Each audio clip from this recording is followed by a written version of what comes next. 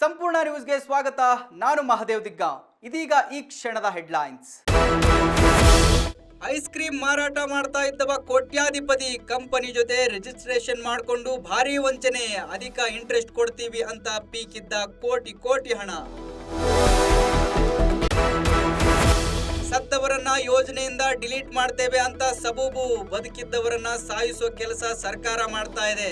ಸರ್ಕಾರ ದಿವಾಳಿ ಆಗಿರೋದ್ರಲ್ಲಿ ಅನುಮಾನವೇ ಇಲ್ಲ ಎಂದ ಅಶೋಕ್.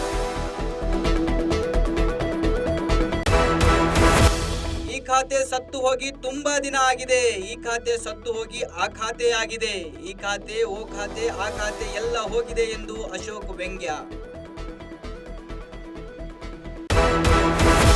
ಬೆಳಗಾವಿ ಶಿವಂ ಅಸೋಸಿಯೇಟ್ ಸ್ಕ್ಯಾಮ್ ಕೇಸ್ ಇದು ಇಲ್ಲಿಗೆ ಮುಗಿಯೋ ಪ್ರಕರಣವಲ್ಲ.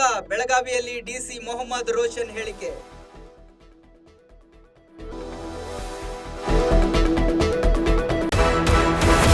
ಬಂಗಾಳ ಕೊಲ್ಲಿಯಲ್ಲಿ ವಾಯುಭಾರ ಕುಸಿತ, ರಾಜ್ಯದ ಹಲವೆಡೆ ಮಳೆಯ ಮುನ್ಸೂಚನೆ. ಬೆಂಗಳೂರಿಗೆ 3 ದಿನ ಯೆಲ್ಲೋ ಅಲರ್ಟ್.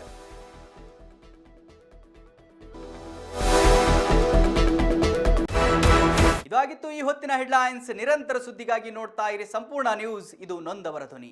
ಸಂಪೂರ್ಣ ನ್ಯೂಸ್, ಇದು ನೊಂದವರ ಧ್ವನಿ.